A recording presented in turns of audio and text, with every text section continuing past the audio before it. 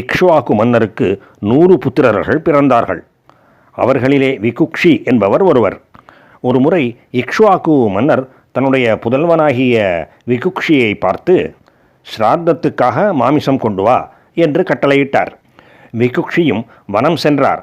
அங்கே மிருகங்களை எல்லாம் வேட்டையாடினார். அந்த ஸ்ராத்தத்துக்கு உரிய சில மிருகங்களை கொன்றார். இப்படி நெடுநேரம் வேட்டையாடியதால் அவர் களைப்படைந்தார். பசியும் ஏற்பட்டது.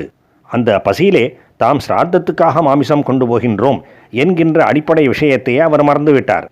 தான் வேட்டையாடி கொன்ற ஒரு முயலை உட்கொண்டு விட்டார். சிறிது நேரம் இளைப்பாறிய பிறகு ஊருக்கு திரும்பினார்.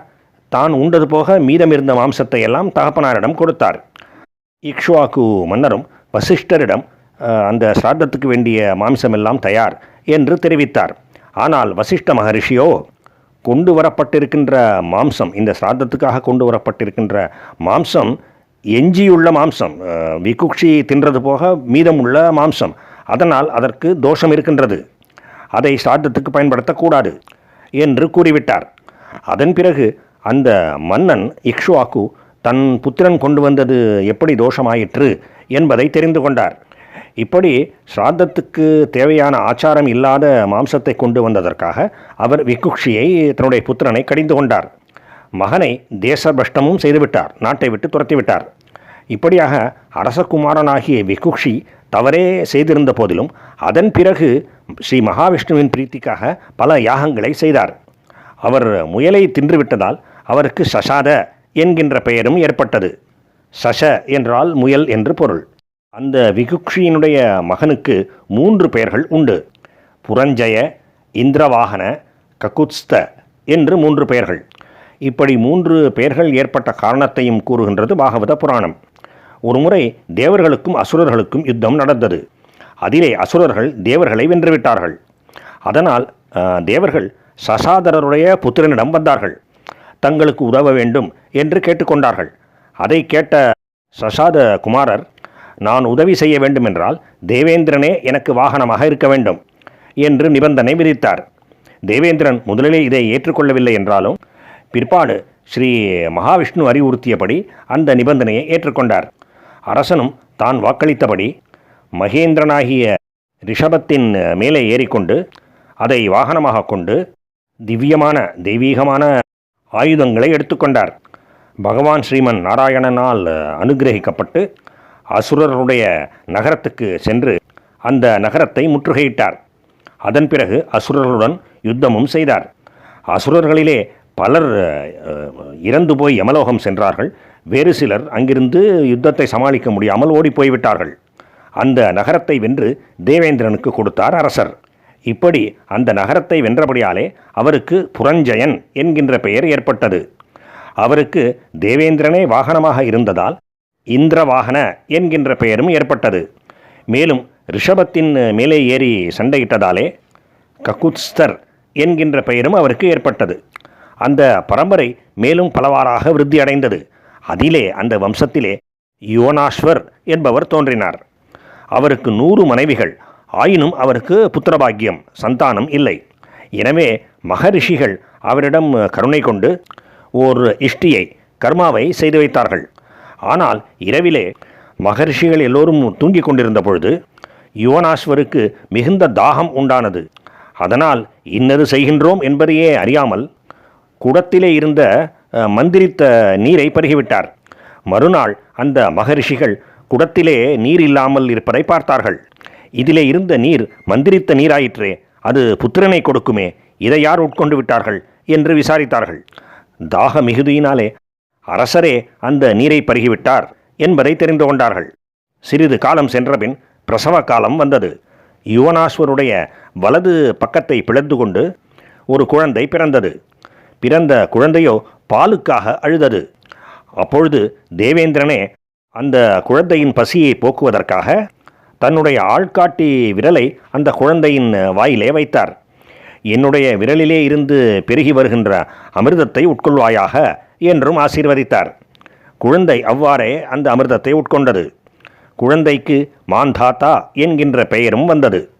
ஆனால் யுவனாஸ்வருடைய வலது பக்கத்தை பிளந்து கொண்டு அந்த குழந்தை பிறந்திருந்த போதிலும் மகரிஷிகளின் ஆசீர்வாதத்தினாலே அந்த குழந்தையின் பிதாவாகிய யுவனாஸ்வர் மரணமடையவில்லை. அவர் அந்த இடத்திலேயே தவமும் செய்தார். பிறகு சித்தியடைந்தார். குழந்தையாகிய மாந்தாத்தா வயது முதிர்ந்து இளைஞனாகி அரசனாகி பெரும் வெற்றிகளையெல்லாம் பெற்று பல யுத்தங்களிலே பல வெற்றிகளை பெற்று மிக்க சிறப்பு பெற்றது. எது வரையிலே சூரியனுடைய ஒளி பிரகாசம் இருக்கின்றதோ அது வரையிலே உள்ள சகல பூமியும் மாந்தாத்தாவினுடைய ராஜ்யமாகும் என்று சிலாகித்து கூறுகின்றது பாகவத புராணம். அவ்வளவு சிறப்பை பெற்ற மாந்தாத்தா என்கின்ற அந்த மன்னர் பல பல யாகங்களை செய்து ஸ்ரீமன் நாராயணனை பூஜித்தார். பகவானிடம் மிகுந்த பக்தி கொண்டவராக விளங்கினார். அவர் பிந்துமதி என்கின்ற பெண்ணை மணந்து கொண்டு 3 பிள்ளைகளையும் 50 பெண்களையும் பெற்றார். அந்த பெண்களை சௌபரி என்கின்ற மகரிஷிக்கு திருமணம் செய்து கொடுத்தார். அந்த சௌபரியோ மிகச்சிறந்த தபஸ்வி, ஆனாலும் மிகுந்த பிராயம் சென்றவர், மிகுந்த வயது சென்றவர், கிழவர். அவர் யமுனை நதியின் ஜலத்திலே மூழ்கி பல காலம் தவம் செய்தார். அப்பொழுது அந்த நதி நீரிலே விளையாடி கொண்டிருந்த சில மீன்களை பார்த்தார். அந்த மீன்கள் எல்லாம் ஒரு சிறு கூட்டமாக விளையாடி கொண்டிருந்தன. அதை பார்த்த சௌபரி மகரிஷி புத்தி மாறினார். தானும் கிரகஸ்தனாகி கிரகஸ்த ஆசிரமத்தை மேற்கொண்டு மனைவிகள், குழந்தைகள், பேரர்கள் புடைசூழ வாழ வேண்டும் என்று விரும்பிவிட்டார். அப்படிப்பட்ட ஒரு ஆசை அவருடைய மனத்திலே புகுந்துவிட்டது. அதன் பிறகு தவமாவது ஒன்றாவது நீரிலே இருந்து அவர் வெளியிலே வந்துவிட்டார். மாந்தாத்தா மன்னரிடம் சென்றார். உங்களுடைய பெண்களிலே ஒரு பெண்ணை எனக்கு திருமணம் செய்து கொடுங்கள் என்று கேட்டுக்கொண்டார். உண்மையை சொல்லப்போனால் மாந்தாத்தா மன்னருக்கு இப்படி வயது சென்ற ஒரு கிழ மகரிஷிக்கு தன்னுடைய எந்த பெண்ணையுமே திருமணம் செய்து கொடுக்க விருப்பமில்லை. ஆனாலும் ரிஷியிடம் முடியாது என்று சொல்லிவிட்டு அவர் சபித்து விட்டால் என்ன செய்வது? அதனால் மாந்தாத்தா சௌபரி மகரிஷியிடம், இது என் சம்பந்தப்பட்ட விஷயம் மட்டுமே இல்லை, என் பெண்களில் யாராவது உங்களை திருமணம் செய்து கொள்வதற்கு சம்மதிக்க வேண்டுமே, அப்படி யாராவது சம்மதித்தால் நான் அவளை உங்களுக்கு திருமணம் செய்து கொடுக்கின்றேன் என்று கூறினார். மனத்துக்குள்ளே, இந்த கிழவனாகிய மகரிஷியை என்னுடைய பெண்களிலே யார்தான் விரும்பப் போகின்றார்கள்? யாரும் இல்லை. அதனால் இவரிடம் நான் முடியாது என்று கூறாமலேயே என்னுடைய நோக்கம் நிறைவேறிவிடும் என்று நினைத்தார். ஆனால் மிக்க தபஸ்வியாகிய சௌபரி மகரிஷி இதை மன்னரின் இந்த எண்ணத்தை புரிந்து கொண்டார். எனவே பேரழகு வாய்ந்த ஒரு இளைஞனை போன்ற உருவத்தை எடுத்துக்கொண்டு நான் செல்கின்றேன், எந்த பெண்ணுமே என்னை திருமணம் செய்து கொள்ள மாட்டேன் என்று சொல்லிவிட மாட்டாள் என்று நினைத்தார். அரசனுடைய அனுமதியை பெற்று அந்த பெண்கள் வசிக்கின்ற அந்த புறத்துக்கு சென்றார். தன்னுடைய உருவத்தை ஒரு அழகிய இளைஞனின் உருவமாக மாற்றிக்கொண்டார். இந்த விஷயமெல்லாம் எதுவுமே தெரியாத அந்த ராஜகுமாரிகள் அனைவருமே, நான் இவரை திருமணம் செய்து கொள்கின்றேன், நான் இவரை மணக்கின்றேன் என்று போட்டி போட்டுக்கொண்டு அனைவருமே அவரை திருமணம் செய்து கொண்டு விட்டார்கள். ஆக சௌபரி ஒரு மனைவி விரும்பியது போக இப்பொழுது அவருக்கு 50 மனைவிகள். மாந்தாத்தாவின் குமாரிகள், புத்திரிகள் அனைவருமே சௌபரி மகரிஷிக்கு மனைவிகளாகி போனார்கள். சௌபரி மகரிஷியும் ஒரு கிரகஸ்தனுக்குரிய கடமைகளை நன்கு நிறைவேற்றினார். தன்னுடைய தவ வலிமையினாலே தன்னுடைய மனைவிகள் வசிப்பதற்கு சிறந்த அரண்மனைகளை உண்டு பண்ணினார். அந்த அரண்மனைகளிலே இருந்த பொருட்கள் எல்லாமே மிக மிக அழகானவையாகவும் விலை உயர்ந்தவையாகவும் இருந்தன. அந்த அரண்மனைகளுக்கு பக்கத்திலேயே சிறந்த தோட்டங்களையும் அழகிய தாமரை மலர்களை கொண்ட சிறந்த குளங்களையும் உண்டு பண்ணினார். மேலும் அழகிய விலை உயர்ந்த உடைகள், ஆபரணங்கள் போன்றவற்றையெல்லாம் தன்னுடைய மனைவிமார்களுக்கு கொடுத்து அந்த மனைவிகளை மிகவும் சந்தோஷப்படுத்தினார். இவ்வாறாக அந்த ரிஷியும் அந்த ராஜகுமாரிகளும் மிக்க மகிழ்ச்சியோடு வாழ்ந்தார்கள். ஆனால் மகரிஷியோ அந்த கிரகஸ்தாசிரமத்தை அனுபவித்தார், அப்படி அனுபவித்தார்.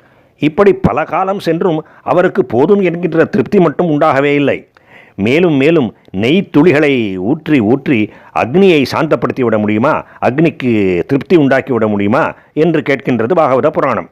ஆனால் ஒரு நாள் அவர் விழிப்பு அடைந்தார். எங்கிருந்து எங்கு வந்தோம் என்பதை புரிந்து கொண்டார். தனக்கு ஏற்பட்ட கதியை நன்றாக தெரிந்து கொண்டார். தன்னையே நொந்தும் கொண்டார். என்ன ஆச்சரியம்! பல விரதங்களை அனுஷ்டித்து சிறந்த தபஸ்வியாக இருந்த எனக்கு, நீரிலே மூழ்கி தவம் செய்து கொண்டிருந்த எனக்கு ஒரு மீன் கூட்டத்தை பார்த்ததால் ஏற்பட்ட கதியை பாருங்கள். இதுதான் கிரகஸ்த ஆசிரமத்தின் லட்சணம். தவம் செய்வதிலே விருப்பம் உள்ள எந்த மனிதனும் கிரகஸ்தர்களோடு சேரவே கூடாது. தன்னுடைய இந்திரியங்களை வெளியிலே இருக்கின்ற விஷயங்களிலே செலுத்திவிடக்கூடாது. கிரகஸ்தர்கள் பகவத் பக்தர்களாகவும் சாதுக்களாகவும் இருந்தால் அவர்களுடன் சேரலாம். மற்றபடி பொதுவாக கிரகஸ்தர்களுடன் சேரக்கூடாது. தனியாகவே இருந்து கொண்டு பகவானிடத்திலே மனத்தை செலுத்துவதுதான் உத்தமமான காரியமாக இருக்கும். நான் நீரிலே தவம் செய்து கொண்டிருந்த பொழுது ஒருவனாக இருந்தேன், தனியாக இருந்தேன். மீன்களை பார்த்து மயக்கமடைந்தேன். 50 பெண்களை அடைந்தேன். இப்பொழுது எனக்கு 5000 புதல்வர்கள் இருக்கிறார்கள். மாயையினாலே விஷயங்களையே முக்கியமான புருஷார்த்தமாக நினைத்து விட்டேன் என்று தன்மேல் தானே பச்சாதாபப்பட்டு கொண்டார் அந்த சௌபரி மகரிஷி. இந்த சிந்தனையினாலே உந்தப்பட்டு மீண்டும் ஒரு நல்ல வைராக்கியத்தை அடைந்தார். வானப்பிரஸ்த தர்மத்தை ஏற்றுக்கொண்டு வனத்துக்கு சென்றார். மகா பதிவிரதைகளான அவருடைய மனைவிகளும் அவருடனேயே காட்டுக்கு சென்றார்கள். மேலும் மேலும் தவம் செய்து அந்த சௌபரி மகரிஷியானவர் இறுதியிலே பரபிரம்மத்தை ஸ்ரீமன் நாராயணனை அடைந்தார். அவருடைய தவத்தின் சிறப்பினாலே மகிமையினாலே அவருடைய மனைவிகளும் அவருடன் அவருடைய நல்ல கதியையே அடைந்தார்கள். தீ, அக்னி, அக்னியும் அதனுடைய ஜுவாலைகளும் பிரிக்க முடியாதவை. அக்னி இருக்கும் பொழுது ஜுவாலைகள் கொழுந்துவிட்டு எரிகின்றன, கொழுந்துவிட்டு தெரிகின்றன. ஆனால் அக்னி அணையும் பொழுது அந்த ஜுவாலைகள் எல்லாம் அந்த அக்னியிலேயே அடங்கி விடுகின்றன, அதாவது தாமும் அணைந்து விடுகின்றன. அந்த அக்னியையே அனுசரித்து அணைந்து போய் அந்த அணைந்திருக்கின்ற அக்னியிலேயே லயம் ஆகிவிடுகின்றன. அப்படியே இப்படிப்பட்ட ஒரு பெரும் பாக்கியம் சௌபரி மகரிஷியின் மனைவிகளுக்கும் அவருடைய தவ வலிமையினாலே கிடைத்தது. இப்படி தன்னுடைய தவத்தில் இருந்தும் வைராக்கியத்தில் இருந்தும் சௌபரி மகரிஷி நழுவி கீழே விழுந்துவிட்ட போதிலும் மீண்டும் வைராக்கியம் பெற்று நல்ல தவத்தை அனுஷ்டித்தார். அதனால் தான் உத்தம கதியை அடைந்தது மட்டுமல்லாமல் தன்னுடைய ஒரு சிறு பிழையினாலே தனக்குத்தானே ஏற்படுத்தி கொண்ட அந்த மனைவிமார்களுக்கும் நல்ல கதி கிடைக்குமாறு செய்தார். பகவானுக்கும் பாகவத புராணத்துக்கும் பக்தர்களுக்கும் நமஸ்காரம்.